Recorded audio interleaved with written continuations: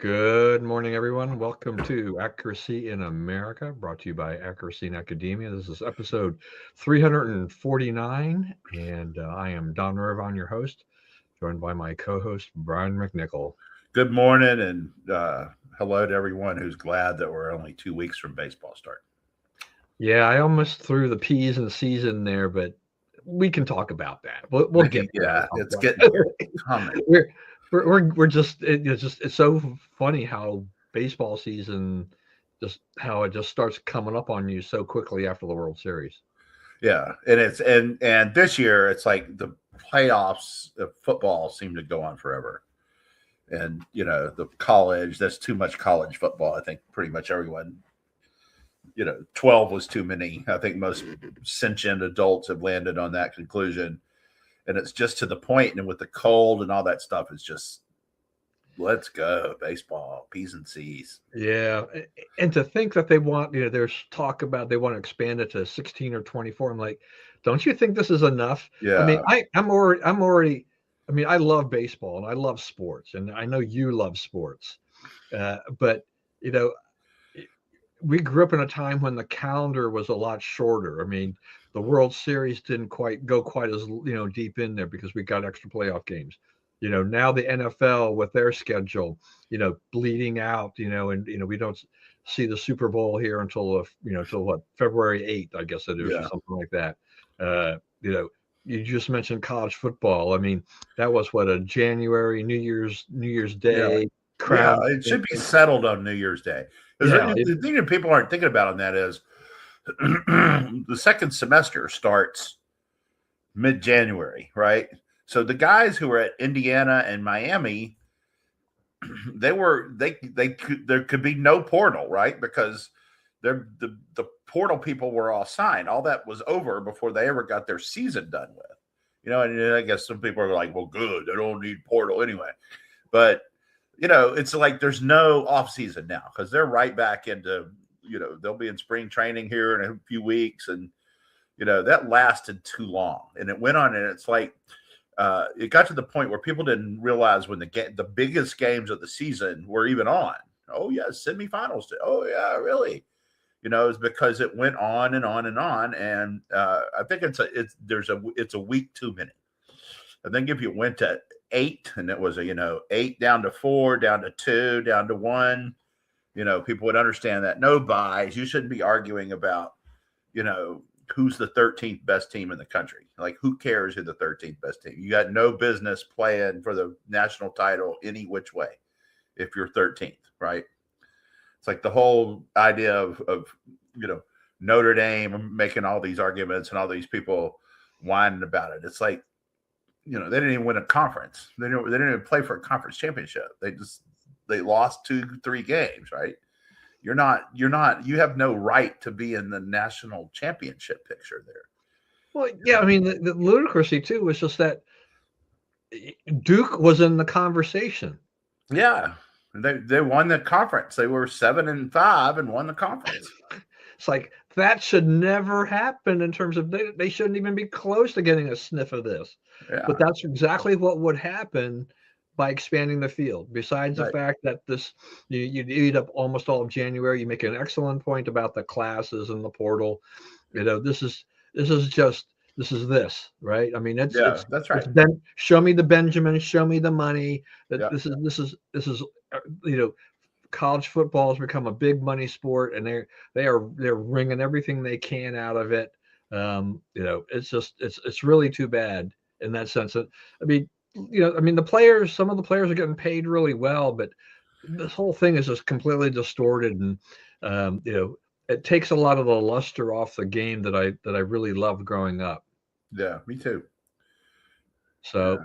all right. Well, besides college football and besides P's and C's coming up here in a couple of weeks, we had a little bit of a snowstorm here in the DMV. Um, as my wife was saying, I wasn't paying that much attention. I knew the schools were closed Monday and Tuesday. She said here in Montgomery County they're still closed, and I don't know what they're like in Virginia, but apparently Montgomery County has claimed that they have plowed 100% of the streets, but according to very angry people on Nextdoor, that is not the case. I hear ya. Yeah, they got some plowing to do. So we got about 7 or 8 inches, but it's also single digits, right? It's like 7 or 8 degrees. So the snow's not melting. It's not moving 1 inch. It's getting hard to move. In fact, it's getting hard to shovel and whatnot because it's ice. It's not snow. But people have got their little paths out, and as long as it stays this cold and it doesn't, melt during the day and then freeze back at night, that's when it really gets slick and dangerous. So right now it's just hard frozen, just bitterly cold. I was out this morning and it was like 5 degrees. Yeah, I mean, I was out of my house. I mean, I went to the gym for the first time since Friday. My wife had decided to make breakfast for a bunch of people on Saturday, so I was prohibited from leaving the house for the gym. So in essence, I hadn't been anywhere since Friday, and Yeah. I guess I was getting a little cabin fever. My wife finally today, now that we finally got dug out yesterday, because the ice conditions with the snow just made it really difficult to get that stuff off my driveway. You've been to my house, you've seen my driveway. My kids a few years ago gave me a snow thrower, which is fine for a little bit. If it's snow, it's fine, but the snow and ice, it's just too much for that little battery powered, environmentally friendly thing. And so, it was really pretty useless. Yeah. Think about that, folks. What do you do with those battery powered devices that will only go about 20 minutes anyway on a charge to begin with, and you've got a lot of snow? That's right. In Montgomery County, like many other jurisdictions, they have this rule in effect, which is like, you must remove the snow, clear your sidewalks, within 24 hours or face a fine of like $50 a day. Now, I noticed that Terry Kibbe, Matt Kibbe's wife, and I think you remember good old Matt. Yeah. So they live in DC, and she posted a picture of Matt had cleared a lot of their area there in DC. But it just made me think, like, yeah, okay. So DC apparently has the same system of where they want to fine you. And what she brought up was like, they want you to clean the sidewalks that you don't own. Right. That's right. That's right. Put your grill there in the summer and see what your property rights do. Yeah. Well, I noticed on on Facebook, because Montgomery County, whoever's in charge of their Facebook, they must have posted the whole thing about the sidewalks. I think they just kept refreshing the post or whatever, and the number of comments just kept growing and growing, and they were virtually 99.9% all angry people about, well, when they're going to, what about our streets getting plowed? Do we get a discount on our property taxes? Obviously not. It's like, is this the best Montgomery County can do? Is try to get you to squeal on your neighbor, because it was like, here's the number to call if the sidewalk hasn't been cleared. You can report somebody. It's like, oh, so we're now turning into the surveillance state where we're supposed to report the neighbors for not clearing their sidewalk, particularly in an area where it is just really difficult to do so. Yeah. So Bethany Shawnock Mandel, she posted that and Anna Rundle, that she noticed that they suspended those rules because of the composition of the ice and snow. And yeah, I think that's a smart thing to do. Yeah, right, because it's really not fair. Yeah, well, we're living in Montgomery County, so it's like, yeah, don't worry about fair. What's fair? Fair's in August, right? Yeah. So anyway, the agricultural fair too. It's not yeah, just the fair, yeah. It's the agricultural fair. I guess the saving grace about all this was that it wasn't 2016 all over again, and we're moving out on the roads. But for anybody, just anywhere you live in the country that gets snow and has snowstorms, just remember that the snow plows can only push the snow and put it in certain places when there's so much snow, and so you're going to get some bottlenecks, and you're going to get narrow lanes or disappearing lanes, right, which is the real danger. Yeah, my daughter, so she's never driven in snow before, like, because she learned to drive like last summer, so first time around for her, and she's like, the roads are much more narrow. I'm like, yeah, they take a lot of road away from you. It's like, you're in this lane and the lane just ends. I'm like, yeah. Yeah, and people are trying to calculate some of this as to how to do this. So it's you're kind of at the mercy of the other drivers to make sure that you can actually have an orderly flow when the Yeah, lane's narrow, right? yeah, And that can be kind of tricky. I was at a light and I was kind of in a slightly narrowed lane, but not by much. And the guy next to me, I noticed as soon as I started to move across the intersection, he wanted to get into that lane, because he was playing the bet that nobody should be in that other lane because it was slightly narrowed. They should all be in the middle lane and then move over. But it wasn't like it was halfway gone. It was like 3 inches.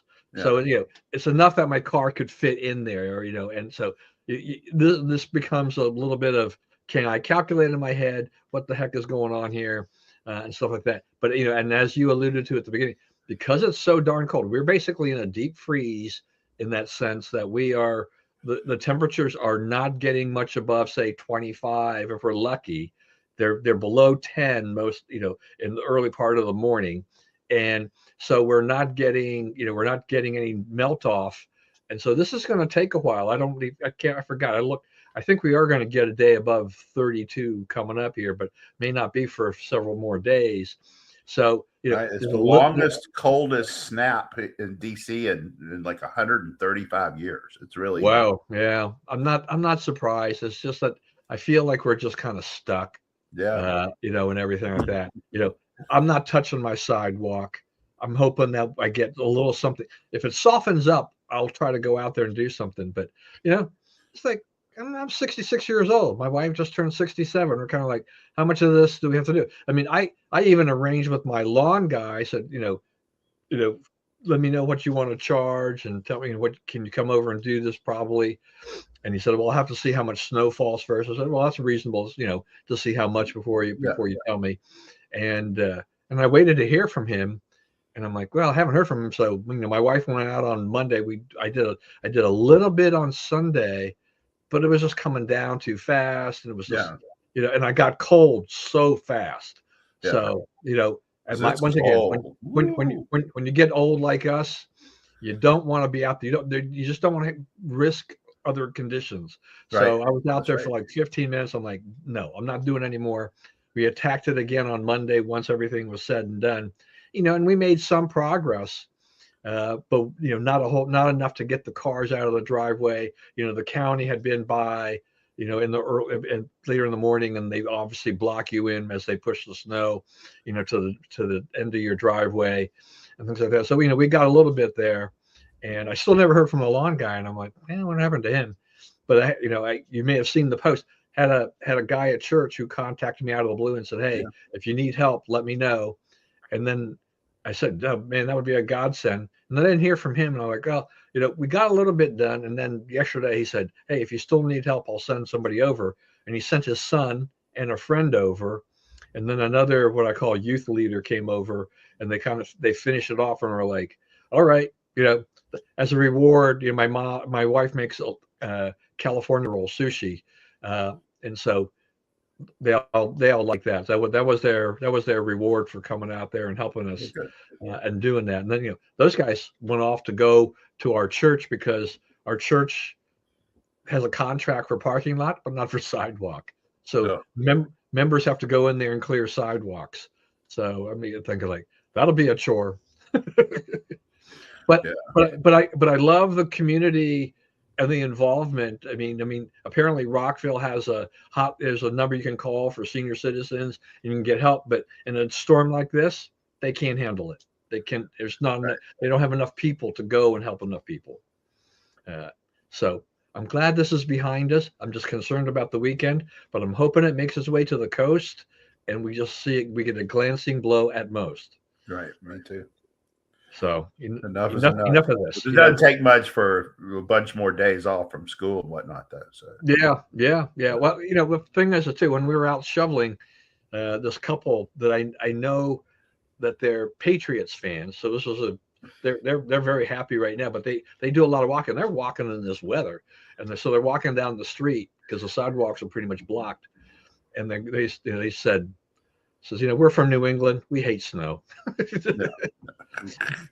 yeah. I bet they do. They Yeah, see that's nothing. probably why they're here. It's better in general, right? Better than getting 17 inches to 2 feet. That's So right. there's always the silver lining there somewhere. All right, lots on weather. Uh, Yep. moving on to news. Some just so Iran, we've got over what 6,000, maybe 6,200 or more protesters have been killed by the government. Those numbers continue to ratchet up. President Trump is definitely ratcheting things up on his end. I mean, are we about to see some action there? Kind of. Well, I mean, I think he's still hoping to get out of it without action. But I don't. He may, it may not be avoidable. He's basically down to like, if you think about the Gulf War, right? And Bush told, Hussein, he said, you have 3 days to resign and leave, or we're coming after you. Well, he's not going to resign and leave, right? And that's basically the offer that we've made to the mullahs, right? You have a limited amount of time. I believe what I've heard is Friday. So Trump is. I also wondered about this. So Trump is planning to do that Friday.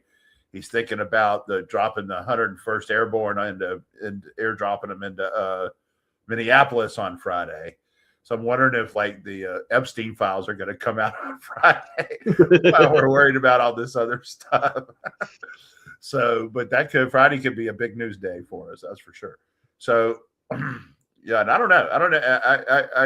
I'm thinking about this, and I'm thinking that he really doesn't want to have to bomb or anything like that. He doesn't want troops on the ground. But we have moved, a lot of naval assets and whatnot into the Persian Gulf. We're ready to do it if it doesn't go like it's supposed to. Yeah. I think you're right. I mean, I think he wants to avoid. He wants to get out. He doesn't, doesn't have to go too far. But and one more thing about that. So it appears to be, like Rich Barris. I don't know if you know his big data polling. He's a pollster, and he's like this. Giving Israel everything it wants is killing Trump in the polls. That's his theory. I'm not sure it's true, and I'm not sure. The logical conclusion then would be, stop giving Israel everything it wants, right? Don't do these things for them.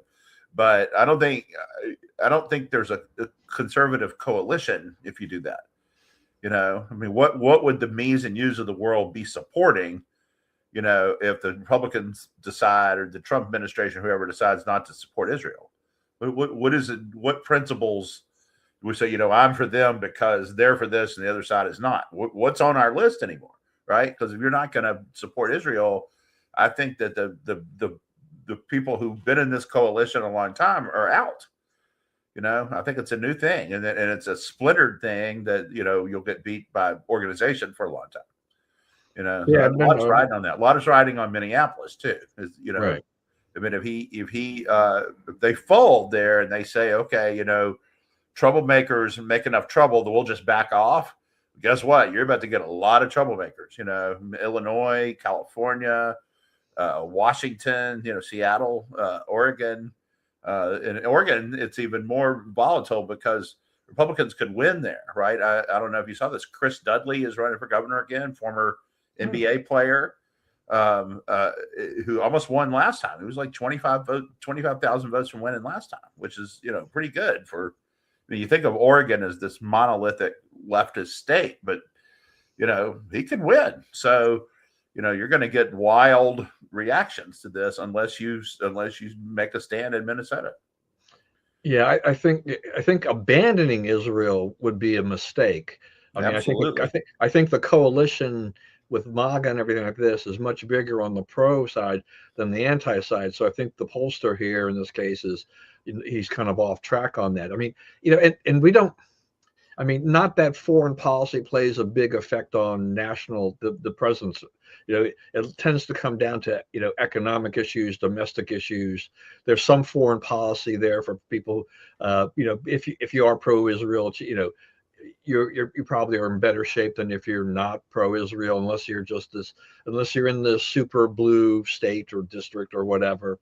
So where you can get away with that. But yeah, I mean, I think I think he needs to stay firm and stay strong with Israel on this. And he's been a good friend to Israel up to this point in time. Yeah, there's It, stuff in Israel named for him, yeah, yeah. not No, I mean village and whatnot. they're probably not done. Right, that's right. That's why Gaza's got to be gold. All those are the Trump colors. Yeah, that's right. That's right. So okay, so you mentioned you mentioned Minneapolis, Minnesota, and all this kind of stuff. This is definitely kind of this wild powder keg situation. The left has really stirred things up a lot. A lot of misinformation going on out there that is fomented protests all around the country, anti-ICE protests. I saw a friend of mine who just issued his family newsletter, and his son-in-law and his daughter, he says they were in Utah. They live in Utah, and they proudly participated in an anti-ICE rally. And I'm thinking, like, you people are just like off your rocker right now because you've just been so swept up in all this. I am not here to defend everything ICE has done. I have some qualms about some of the things that they've done. I think it's a good idea that Tom Holman come in and try to reset this thing a little bit, and then move Bovino, out of the area at this point in time, and just get everybody kind of normalized a little bit as much as possible. But you have to do something. One of the questions with immigration at this point is that how much more are we going to do on immigration? We have really squeezed a lot out of this. All right, I mean, we have reduced illegal immigration to a trickle.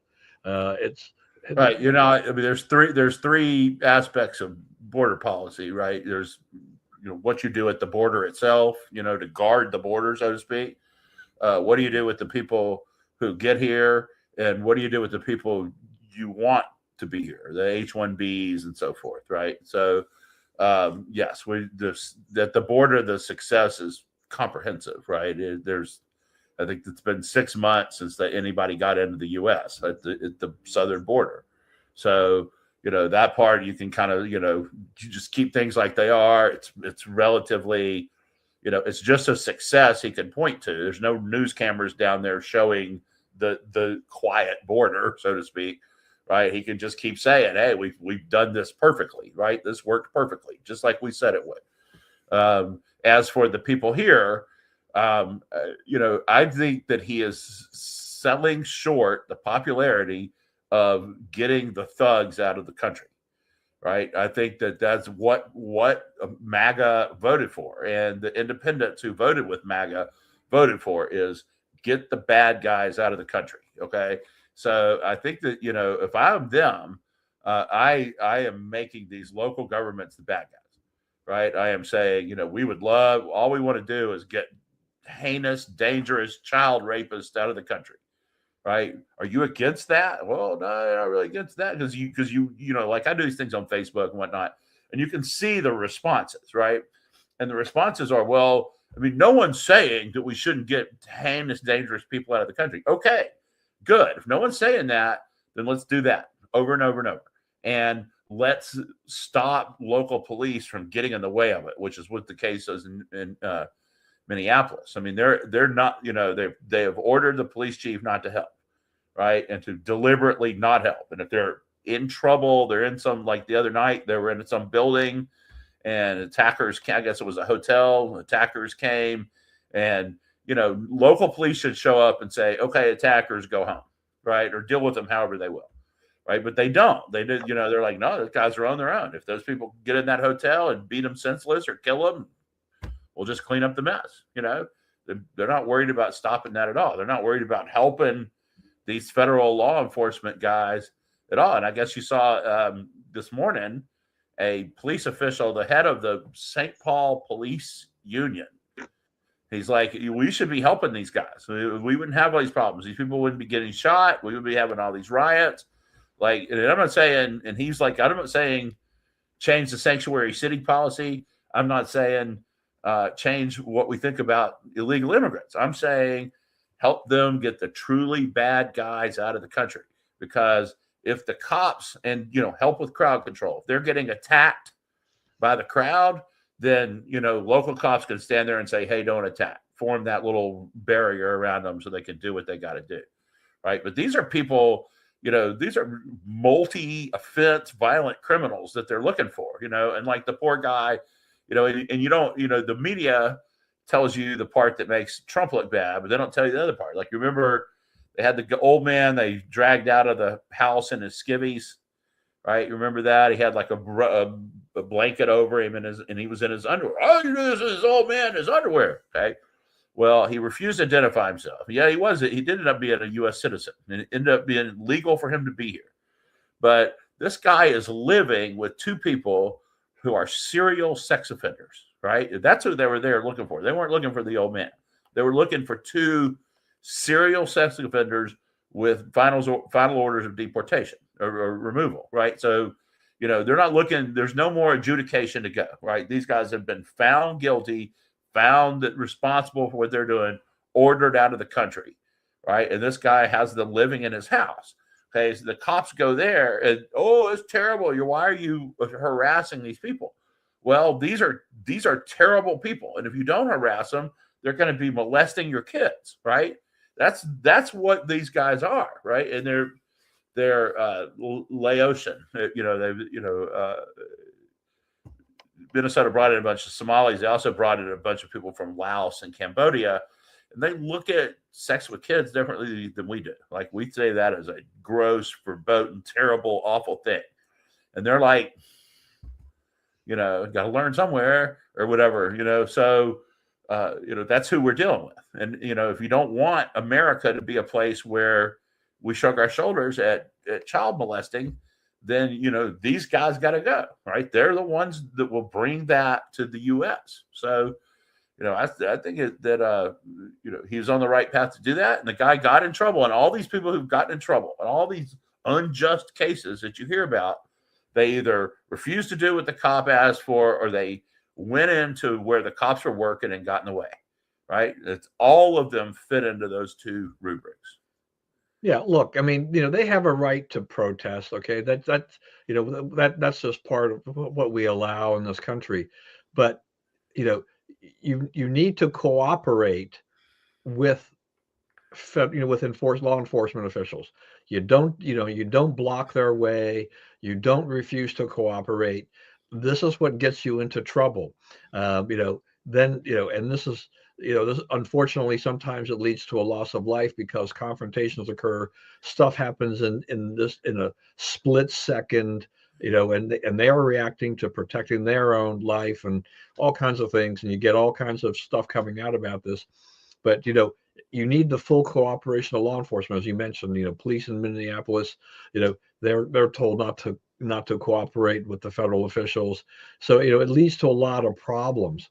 Now the thing too is that when we do need to get rid of the violent offenders, and by and large the Trump administration has been doing that. There is a point of diminishing returns on this because not everybody who's crossed the border is a violent offender, right? And so you go and you go and identify those, and you get those, but this does not mean that that every single person out there is. You should not label every single person out there as someone like that.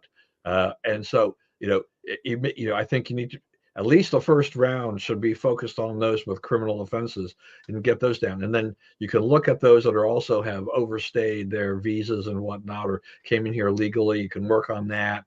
That's what they're doing. They're prioritizing the criminals, and the other people get sucked up into it because they're either in the wrong place at the wrong time, or they themselves make trouble. Like the old man in his skivvies, he was just in the wrong place at the wrong time. But why are you living with two serial sex offenders?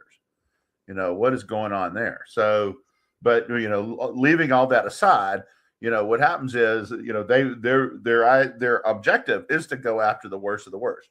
But what happens is all these other people get in the way, and so they end up dealing with them too. So if you want to keep your arrests down, you want to not have all your people thrown in jail, in the sanctuary city policy, work with them to the extent they need to get the worst of the worst out, because if Minneapolis did this, it would be, Houston, they're doing 10 times the volume every day, right? Half of all the ICE arrests in the country are in Texas. Now, why don't we have all these riots, all these people shooting and stuff in Texas? Because in Texas, the cops work with them. They just hand them the people, right? Bad guy, take him, get him out of here. Why is that so hard for Minnesota to grasp? Yeah, look at the people running the state of Minnesota and right? the city of Exactly. Minneapolis. This is an insurrection. Yeah, this is an actual insurrection. They're actually trying to curb the federal writ, right? Your federal law does not apply here because we just don't like it. Well, that's not the way it works. You go to Washington, you get the law changed. That's, okay, then we'll live by the new law. But right now, the law is if you're here illegally, they can take you out. It doesn't matter what other crimes you did or how hardworking you are or whatever. If you don't want the law enforced at that level, which is what you're talking about, why are we messing with people that aren't messing with us? Then hand us the bad guys, right? And then we will focus on the bad guys, and our pipeline of people to get out of the country will be full of legit bad guys. And we won't care about the guy who's just, cooking at the local restaurant or whatever. Yeah. And, when ICE has completed their main task, they should just move on, and go to the next area or wherever they need to be. Right. You're just there for people who have a lot of bad guys that need to be removed. And once we get the hump in the market down, then it's just routine activity. ICE should not be there for routine activity. Right. Yeah. Well, the left loves to stir the pot, and so the Democrats think they've got another issue here. I mean, they'll look, for 2026 elections, they're like, okay, we've got affordability, now we've got ICE, but that, on the ICE protests, that's a slippery slope for them. Oh yeah. They have to be very careful about how they deal with that, because that can backfire on them. I mean, yeah, what happened in '68 when they went full protest? Yeah, they lost. Yes, I mean, if you can go the Bernie Sanders AOC route on this, but that could be your doom and destruction. I mean, the Democrats are facing a lot of a hard path to victory in 2026 anyway in a lot of cases. They really are. And then you add this, and if they make a misstep here, that could hurt them a lot. So I mean, if you're the Democrat Party anyway, you're just trying to figure out. It's like, what is the issue that's going to resonate in November? Is this going to resonate in November? I really don't think so. I don't really think so either. Yeah, I don't think this is it. So I wouldn't spend a lot of time and money on this if I'm the Democrats trying to make this an issue. But yeah, I don't know. I mean, I don't know if you've ever seen this David Trone commercial, but that appears a lot, and he has variations of this one. He has several different ones, but he's got one about how he stood up to Donald Trump, and then he has a thing about the ICE protests, and he says, and the Democrats in Congress, and he's got like crickets chirping, and says, I stood up to Donald Trump, and I'll stand up to him again. And I'm like, so I'm not sure exactly what you think. I mean, in Maryland it might sell, but it's like, I don't see the point of this commercial. Yeah. So for people to know, David Trone is a Democrat who was in Congress. He ran for Senate and lost. So now he's trying to get back in Congress. He's trying to represent the far western district of Maryland, and he's also the owner of Total Wine, the CEO of Total Wine, which is many of you have seen. But yeah, it doesn't really make sense. I think I just hate Trump. I don't know how effective that one's going to be this time either. Because it's like they've been running on just hatred of Trump. Just, I will hate Trump more than my opponent. It's like, do we care about that anymore? I don't really think so.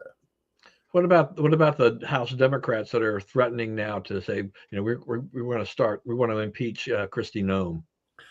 They don't have the votes. It's just talk. There's a couple of Republicans too, I guess, but for what? I mean, the thing about the impeachment is, what are you going to impeach her for? Because this guy got shot the other day. Like, she wasn't there. She had nothing to do with that. Right? It don't say these guys aren't trained. They're trained. They know what most of them are military or police. So they've already been trained by the military and the police before they even got this job. So, they're not going to they're not going to impeach. No, they don't have anything to impeach her for. Yeah, I mean, I think she's safe, and I think she still has, the confidence of the president at this stage. Right. The And Trump told them to pound sand yeah, yesterday. The people yeah. who talk about getting her fired. So I think just like I said before, I think the bringing in Tom Homan just kind of changes the whole perspective of how they're going to decide to handle this at this point in time. And yeah, I think that people look at that as a swipe at Noem, and that's why kind of this noise is up about impeaching her. But this is not something that a cabinet level person should be handling. You're running a law enforcement operation. Just who's in charge of running law enforcement operations for us? Tom Holman, right? Yeah. Same guy was in charge of it for Obama. Yeah. So I think that'll quiet some of these things down there, and that do too. I think it'll get to be we'll get down to a practical. The people of Minnesota, it's kind of their advantage now. The leadership there to take your bad guys and go. We'll say we drove you out. You'll say we got all we needed to get. We'll both have a little high ground out of it, and we'll just move on. I also saw a story where the illustrious mayor of New York praised the anti-ICE protesters when they took over a Hilton hotel lobby in New York. And I'm like, wait a minute. It's like, that's not public property. Right. That's not your, like how, if you're trying to locate a business there, well, the mayor will let us get routed by protesters. He will not send cops to help us. He will be proud of the people who ruin our business. Like, why would you build a business there? Right. Yeah. Government has exactly one legit focus. That's to protect our property. Right. Like, you have your house there in Gaithersburg. I can't just come sleep in your bed and tell you to go elsewhere tonight because, you own that property. You have paperwork that says you own it. And you call the cops like, what is he doing here sleeping in my bed? Can you get this guy out of here? The cops will take me out because their job is to protect your property, not you. Right. It's 2A is for you to protect you. Right. You can carry a gun. Anybody does anything to you, blow their head off. Right. That's your protection as far as the government. That's not our job. We'll get there when we can, but it's your responsibility to protect you. But your property and the rights that attend to your property, that is what government is actually supposed to protect. Yeah. I mean, and this is a disgraceful action on the part of the mayor to allow this to happen. I mean, does this mean that it on? I mean, come on. Yeah, I mean, does this mean that any kind of protest in New York? I mean, if these protesters want to go into a hotel lobby and disrupt business, it's too cold outside, so we got to go where it's warm. We'll just take over a hotel lobby and disrupt their business, and and then scare away their customers. That's what in the world is going on here? But this is New York voted for this guy, right? So they got to live with this. So do you want? The other question is: so do you want Hilton or whoever to say, okay, New York's not going to help us. We're going to protect ourselves. We're going to have a bunch of big security guards in there, and if you screw up, you're going to be in worse shape than the ICE people in Minneapolis. No. Yeah, right. I mean, yeah. If I'm Hilton, if the mayor is going to react like this, I am hiring the security company that can bring in the biggest, beefiest, security guys, and I am posting them. I'm posting them at my door, and I'm saying, like, if you're not a hotel guest or can't prove that you have business in the hotel, you do not get in. It's ridiculous to have to do that. But if the city and the mayor are not going to protect them, if he's not going to send some of New York's finest to keep these protesters out of the hotel where they have no business, then I think they have, the hotel, franchisee has every right to defend their property and protect that from damage and everything else, business disruption. So this is a shameful act on the part of Zoran Mamdani. I mean, this is just. These are things that never occurred to me could happen, and then it happens, and you're like, oh well, now it's like opening a can of worms. New York has got a gazillion hotels. That's right. This is a disaster. and he doesn't. He thinks it's great. He thinks it's great. What an idiot. All right. So the other part of this issue that relates actually to DHS and the whole ICE thing is that we're just a few days away here, a couple days away from the government shutdown. Now, I guess it would be a partial shutdown, really pertaining to the fight now is over funding for what defense and DHS and things like this. So that's why you have a lot of calls for defunding DHS and defunding ICE and things like that. Okay. Yeah, right. And they need, but they need to push this over the goal line here, and kick that can down the road again. Which is basically what they were planning on doing anyway. But I thought as of a week ago they had the framework of getting things done so that they would government would operate without a hiccup. We might have one this weekend, but I don't know. I mean, it's there's the Republicans and Democrats are still haggling over some things, but the loud lefty Democrats are definitely howling about DHS. A big part of me says defund away, right? I remember when the DHS was formed. People don't know this. It's the youngest cabinet department. It was formed out of the 9/11. It was after that. It was part of the Patriot Act. So we make this new thing. And I remember at one point, and I think they've streamlined this some, but at one point there were 88 congressional committees that had jurisdiction over some piece of DHS. So it's always just been everybody threw their stuff in a big pile, right? And which makes it hard to administer and hard to ensure that they're hitting all their marks. They're doing everything they're supposed to do. One of the things that Democrats have jumped on about this is like, you're only training these guys 47 days. It's like, most of them are trained anyway, so it's not a big deal. But I mean, if you're taking, young men, strong, amped up young men, and you're giving them 47 days of training and you're putting them out there, you're risking your reputation, right? You have a chance of things going wrong as they sometimes have out there. And, the other thing is like, so you have all these guys, right? And they're under so much pressure, right? Because they're trying to arrest really difficult people to arrest. And the people are fighting back. And all the while you're doing it, you have people following you around in vehicles and blocking you in and blowing whistles and, force protecting the people who are doing the arresting is a big preoccupation of these things, right? So, so you're ending up, you're taking these guys who have not been trained sufficiently in some cases, and you're putting in this higher pressure situation over and over for hours and hours every day. And so you're starting to see clips where, they tell people to screw off and whatever, right? I guess one of them told them, shut up or we'll shut you up or something like that, right? So there's all kind of little videos now. Look at this fascist talking mean to the people. It's like, well, this fascist has been getting provoked nonstop for 8 hours, and he let off a little steam. But the thing about it is you can't let off that steam, right? The people expect, it's like I talk about this all the time. I used to ref basketball all the time, and I would do 10, 12 games in a day sometimes. And you come up to that 9th game of the day, right? You've been there since 8 o'clock in the morning, and it's 5 o'clock at night, and throw the ball up, But the thing about it is, like on Monday afternoon, the kids in that game, they asked their mom, when's our game Saturday? Well, we play Saturday at 5 o'clock. Okay. That kid went and circled 5 o'clock, and he counted how many hours it is from Monday to Saturday at 5 o'clock. And he's been ticking off the hours every day because he can hardly wait to play in that game. So I can't treat that game like it's my 9th game of the day. I got to treat that game like that's the only game that I've ever repped, right? And I've got to get it right because it is, to him, the only game I've ever repped. He doesn't know. He wasn't there at 8 in the morning when I was doing it.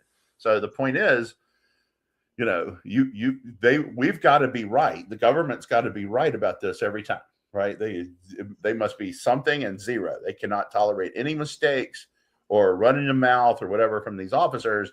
And to the extent that's starting to happen, Holman or whoever needs to get in front of it. Yeah, as you say, I mean, it's something. This is a cabinet, this is a department that was formed after 9/11. Nobody was going to complain about that after we had been attacked. Thousands of Americans had been killed and whatnot. But here we are, what, 25 years 5 years later. later. I mean, I don't know. I mean, I am always skeptical from the get-go of when you start creating more cabinet, and more of these things. Our position as Republicans, or at least as conservatives, is just, small government. Right. Can we do more with us? And and what is DHS has just become this huge monolithic thing. It's a throw everything in the kitchen sink. It's the kitchen sink department. Yeah. So this is not an ideal streamlined government agency or department at all. It's completely unwieldy, and a lot of their goals are almost at odds with each other. Yeah. So yeah, I definitely think they wanted to fund it. I'm not sure I'm going to run up there and fight about that. Well, I mean, I understand that point. I understand. I mean, it's like, look, if you want to start getting them to be a little more efficient, start cutting some of that budget, and make and force them to be more efficient. I mean, why didn't Doge go more into this and look at this? Why would DHS have to be any more sacrosanct than anything else around here? It's like our government, our federal government, Doge can go look at it right now. It gets you some good answers in a week. Yeah, I mean, this is still part of the problem. Our government is still too large, even though Trump has done, a good job of, taking a whack at it. But this is a multi-pronged, multi-year kind of a thing like this. I mean, we need another 8 years of, GOP control, of the House, Senate, and the presidency to be able to maybe make a bigger dent and really reform government, right? Down the line. So. Yeah, we'll have to wait and see how that goes. This is in your neck of the woods. I saw this morning where there was a judge that pushed back on, rejected this Virginia redistricting plan. Yeah. I don't know if that holds or will hold, but at least it slows the Democrats down at this point in time. You're in Virginia. I mean, what's the read here right now? The read is not enough notice, right? You're trying to do this. It's too late for this cycle, basically, is what they're saying. And you didn't go through it's a constitutional amendment. It has to be a constitutional amendment, and they didn't go through the process right, and they haven't allowed enough time. A lot of times things that the body politic wants, the judicial finds a way to give them. And that could well be the case here. I think it's a temporary victory. It may hold, but it's in big danger of not holding. Yeah, I mean, the judge cited something like 4 procedural type of errors or something like that. So, I mean, I don't know how easily fixable that is, and given a timeline that we're at, it's just these kinds of things. That's why this mid-districting stuff, I just really hate the whole thing to begin with, and it just creates a lot of uncertainty and just a big mess across the country. It doesn't really do either. Doesn't do us any good at this point in time, in my opinion. But my thing is, like, if Calais v. Louisiana comes out like we think it will, given the questioning, the way the court questioned the lawyers, that's the case where whether you should have congressional districts rigged so black people will win them, right? They're challenging the set aside district, so to speak. And if they win that, then that's probably 12 to 18 seats for Republicans, right? So, can we change all that now, right? Can we redistrict? So my thinking is, if they really do that, then, you could pass a bill that says, let's do them all, AI, put all the voter data into a big computer program, and you spit out where the lines should be, right? Because we don't have to weight it for the color of the residents and all that kind of stuff. Then, the computer ought to be able to figure out, here's where 700,000 people live. Here's another 700,000. Here's another, and make contiguous districts, right? No political advantage to anybody. Just the districts are blobs that hook together. They're There's no like North Carolina, I-85. You had a congressional district here and one here, and I-85 between them. And for that period, that 40 miles or whatever, the only thing in that congressional district was I-85. On either side of it was in another district. So like you can't have screwball stuff like that. And right. So you would get a contiguous districts that the members themselves could manage better, because you're all in one area. When you're home in your district, you're not going 200 miles out of the way to see people in your district and so forth. So it could have a lot of advantages, and I think you have a chance for like a double kill shot there. Yeah, and that's what I've been proposing for a long time, is just do this. It's basically a computer generated type of thing. It's colorblind. It just keeps everything together. We don't get the wacky things that we get. I think in New York they're trying to they're trying to redistrict on Staten Island, where Maliotakis is her seat, which would just be just another, and look, I mean, Westmore, I mean, Maryland has one congressional seat, and they still want to redistrict. It's like, right. Are you kidding me? Yeah. In Virginia, it's only it's 3, and they think they can get it down to 1. Yeah. I mean, it's just, this is nuts.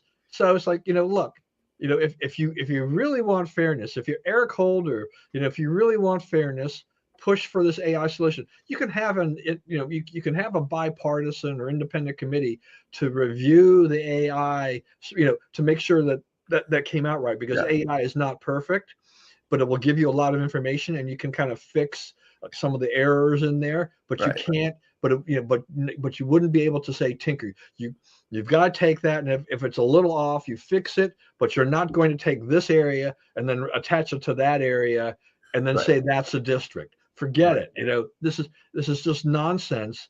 For what we have in this country, and that's I've been trying to do this. I remember when with Spencer, I talked about years ago. I said, we just need some kind of way of just running something, and this was before AI, of trying to figure out how do we get this so that we can just run up some kind of program going through the entire country and come up with, we know how many districts every state gets based on population, right. Run that through and figure it out, and before AI, it would have been much harder. AI, I think, gives you a huge advantage of actually crunching those numbers and giving you something that you can work with. Right. So, more power to that. All right. We got to head around the bend here. Also, another Virginia thing I want to ask you about, Glenn Youngkin. Any thoughts about what he does next? I think he'll be running for Senate in 2 years. Mark, not John, comes up, but I think that he is beatable, as beatable as anybody in the Senate. Yeah, I mean, he has really made a much of an impression as a senator. He's lightly tied to some scandals that could, grow if he's running for office again. And, a good, strong opponent with statewide ID could take him out. So that's where I think it's going. I could be wrong, because he's executive. A lot of times executives don't want to get into the Senate because, like you're used to telling people what to do, and these people don't do what you tell them at all. Yeah, it's hard. It really, I mean, I think it is. I think it's hard for people who've been executives, who have been the boss of X number of people, to then think about running for Senate, where they're now, they're one person in a bigger pond, and now they have to negotiate these things, and they really don't. They have a limited amount of power. And they get a lot of grief in a lot of areas. Yeah. It's a seniority game, and you're 40 years behind. Yeah. So it's hard. I mean, I think Republicans in Arizona are still waiting for Governor Ducey to run, because I think he'd be a formidable candidate in Arizona against Democrats. But the more time that goes by, the less likely it's. There was talk in Maryland about Larry Hogan running for governor again, but I think he's trying to say, I'm done. He might run for Senate again, but I don't think he wants to run for governor again. That was a lot on his plate. But I think he has ambitions where, I think with Hogan, I still think he has some presidential ambitions. If you have presidential ambitions, not that Hogan has a chance, then the Senate is not a bad place to have as part of your stepping stone. That's right. For that. Yeah, it's a So good platform for that, and maybe yeah, that's will draw Youngkin is right, right. That's if that's what he wants to do. So I've been watching the price of precious metals and what they call the debasement trade and the falling dollar. So I heard gold this morning top 50, $300. So so it's got gold is in, silver is in, and a yeah lot of other precious metals are in, and it's just amazing to see. I, even even if the dollar strengthens, I think you just have we're going to see it. We'll see a floor on gold, but it won't be $1,000. It'll be $3,000 or $4,000. I think just like a lot of things, the levels have changed. yeah. The ball game has changed. Silver, I'm still not quite sure, but gold. People love to buy gold, and when you have Costco selling gold bars, it has now become a mainstream thing. Right. It's kind of crossed over into a different kind of marketing, It and has, yeah. and people are like, it's an investment, and it's a pretty solid investment most of the time, and it's not vicissitudes of the market, but there is something going on here. People are overrating, I think, the chaos, right? And they like, oh, America's never going to be what it was, and we're going to have to deal with whole different stuff, and America's got a way of kind of keeping everything in the fences. So stuff looks wild, but we've been through all this before, and we'll go through it again. Yeah, it's not like the dollar hasn't fallen before and gone Right. back. That is there's a long history of the dollar, just like other currencies that float, like that they go up, they go down based on certain conditions.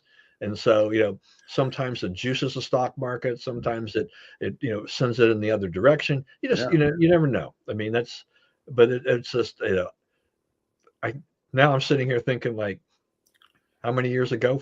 30 years ago, 35 years ago, whatever it was, 40 years. I sold a few gold coins that I had, Krugerrands and stuff like that. Mhm. I think I might have gotten a few $100s per Krugerrand. It's like, how much money did I just cost myself? Yeah. Yeah. Oh, well, live. That's the way life is, right? That's right. Sometimes you make the right decision, and later, sometimes 40 years later, like, I probably should have held on. Probably shouldn't have done. Though I'd have to look and see what the rate of inflation was compared to. It's like, how much would I have been ahead? I mean, how much was this?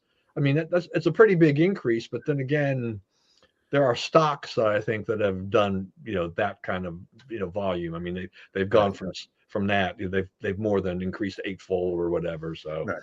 anyway, all right, and then last, just as I threw this on here only because we have one in about 7 or 8 miles, maybe 6 miles away from my home, which is an Amazon Fresh store, which had been built out of an Office Depot, never opened initially, didn't open, and it sat empty for like a year, and then they opened it. And my wife and I have gone a few times, though we haven't been for months and months and months. And then the news said yesterday that Amazon is shutting down all their Amazon Fresh stores. So the Amazon Fresh stores are there. They're trying to compete with grocery stores, below, not the Whole Foods, which they own, which is a little more highbrow, but they're trying to compete with your everyday grocery store and have lower prices. So they have a bunch of those, and then they're convenient in the sense that if you have an Amazon return, you can go there, make an Amazon return. They also do grocery orders. If you have a grocery order, you order something, and go pick it up at Amazon Fresh. And then they have a concept called Amazon Go, which there are only about 15 of those. There are about 57 Fresh and 15 Go stores. There used to be a Go store, I think, in Montgomery Mall, and they closed that a few years ago. And I went in there one time, and I'm like, I don't see the advantage here. I don't get it. It doesn't do anything for me. And they closed that store. So they're shutting down these retail operations. So Amazon's still trying to figure out how to With compete all the leverage, that with the delivery physical. network and all that. Yeah, yeah. Their online business is just doing great. But they're still really desperate to have bricks and mortar. And I mean, Whole Foods they bought, they want to learn the grocery business, and it's there, but it's not great for them. It hasn't really paid off for them. Right. Grocery business is tough. People don't realize it's like you spend billions and billions of dollars to make 1 or 2% profit. Yeah, There's not a lot of people, and you got to have this elaborate distribution network, right, to get all the different things you need. I mean, it takes a lot of money to run it, and it's not all that profitable. So, we have to have them. They're never going out of business. But, for a business that approaches things like Amazon does, that's an odd fit, right? Amazon usually establishes that something will be profitable before they sink a lot of resources into it. Here they've kind of taken a chance on making something profitable that nobody gets wildly rich off of, right? I mean, if you look at the grocery industry, there's, Izzy Cohen or whatever, he made out okay. But like 90% of the people who've made Giant groceries what it is did not get rich off of it, at all. Yeah. So, when Amazon started their fresh store, I mean, part of the thing was is that they had the scanning technology so that as soon as you took something off the shelf, in essence, it put it in your cart so that, it just basically, and then when you left the store, because you were signing into your Amazon account, it basically charged your account and you never had to see a checker or anybody else. So then they discontinued that. They have apparently had some issue or whatever. So they dropped that. And then they introduced these carts, which that could do basically the same thing. So the grocery cart itself you could scan and record everything you're buying, and you could walk out the store and whatnot. I never tried that one. I signed in, and then when we left, we just used the self checkout and just boop boop boop, and then it knew says you want to charge this card. I said yep, and then I walk out. It was just there were more workers in the store collecting orders for people who wanted to pick them up than there were customers walking in and walking out with product. So, and I mean, Gaithersburg is a decent area. I mean, they should have more business as a grocery store. The area they were in, is right by where the old Best Buy was and Home Depot and all this kind of stuff. I mean, it's right there. I mean, it's a good area, and it doesn't have a grocery store really close by. It's kind of in between. It's a good position for that, but it's the wrong concept. And their prices really weren't that competitive. So, it's just something that didn't work. So I know Amazon's got a ton of money. They're going to continue to throw more money at this and try to figure this out. But, they own the online space for the most part. Stick to your knitting. I mean, how much money do you really need to throw at this? It's really not necessary. People are not clamoring because I want an Amazon store. Right. That's right. I'm certainly not. And if you talk to these CEOs who failed, like if they what mistake would you go back to and not do? And they're all like, we were in business X and we started looking at stuff in some other industry where we really weren't experts, but we thought we could apply what we had to them, and it didn't work. Like I've heard that story over and over and over from CEOs. Like you're right. Stick to your knitting. You're so good at the one of the number one things people want. Just do that over and over and make the money. Yep. All right, we are done. Thanks everyone for joining us today. Hope you enjoyed it. Please, as always, stay safe and stay well and stay warm. It's pretty cold out there these days. Remember, we live in the greatest country in the world. Do not let anyone tell you otherwise. And as always, God bless America, and we will see you again next week.